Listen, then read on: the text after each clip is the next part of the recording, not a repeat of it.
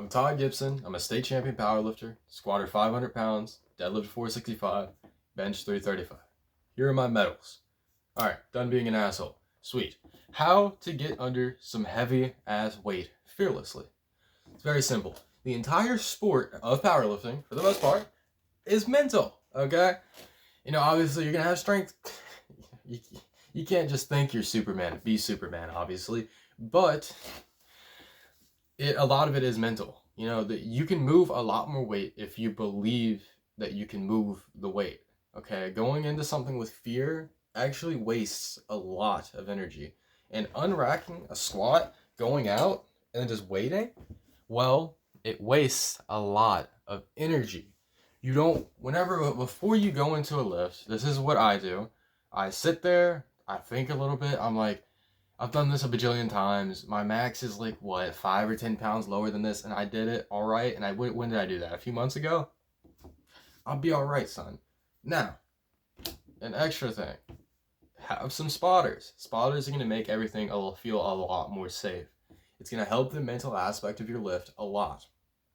If you're using a power rack, the spotter bars, those are great. I trust those things with my life, as I have for many a workout.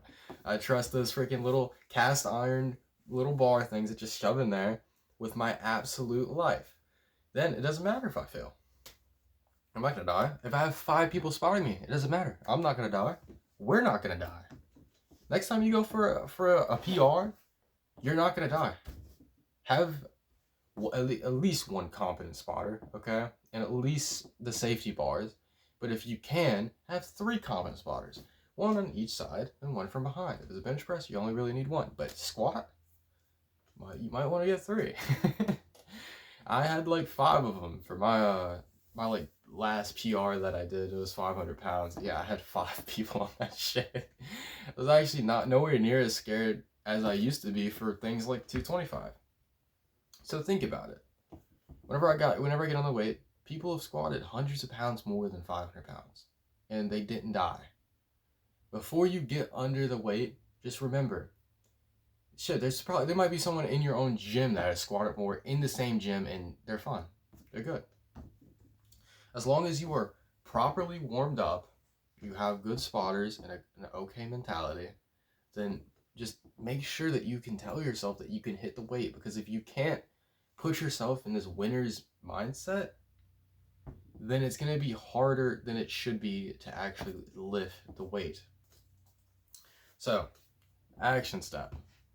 Next time you go to the gym, get a few spotters, give yourself a little pep talk. Just remember, like, this isn't a world record, bro. People can stop me for this. It's gonna be okay. I'm gonna be safe. And think about it. Somebody had to spot the world record.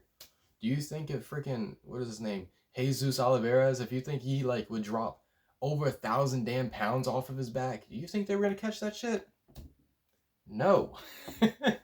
Probably not. Okay, and if they did, that shit would be a deadlift for the whole team, dude. Okay, the next tip I have here is start small, work up. Have a really good warm-up routine, and hell, have a really good month leading into this. It doesn't have to be perfect, but before you go for a 1 rep max, let's do a 3 rep max. Let's do a 5 rep max. For the months leading up to this, or the weeks leading up to this, start conditioning your body. Start getting used to getting closer to your true 1 rep max. It's going to help you mentally a lot, rather than just randomly walking in the gym and being like, you know what, this is my 5th max out for the month, but I'm just going to do it anyways because I'm retarded. Okay? I've been there. That's me. Okay? Direct quote from the Todd Gibble shit himself. Don't flipping do that. Okay? Give yourself at least a month or 2 before you max out again. And as a side note to my entire powerlifting team, boys, we might not have known in the moment, but you should not max out every single week. It's just retarded. You lose so many gains, and your max would be higher if you just waited. Don't throw your back out for something. And another great tip for this, to get under the bar, fearless, aim a little bit under your true max, okay? I know max out is like max effort, alright? But for the most part, for just typical max out sessions, go a little bit lighter. I'm talking like 5 pounds maybe, okay?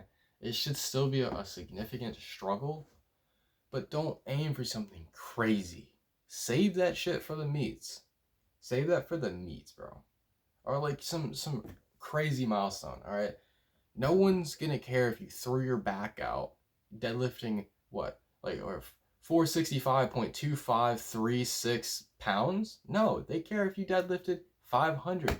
Throw your back out doing something cool, you asshole. Why are you sitting over here throwing your back out over like 315 or something? So you're gonna be like, yeah, son. So I had to quit lifting because I was deadlifting 315 and I wasn't ready for it. And then your kid's gonna call you a bitch, okay? Be smart. If it's a meet, there's so many spotters, there's so much warm up and stuff, you're gonna be a little bit safer. But if you're just doing a standard, powerlifting ego trip, freaking max out attempt, okay, just chill out. Go lighter. Do not literally put weight that you could quite possibly crush yourself under. It's going to be a shorter video, all right? There's not too much to say about this. There's a lot of this is mentality. So please, next time you go to the gym, don't forget, you're not going to die.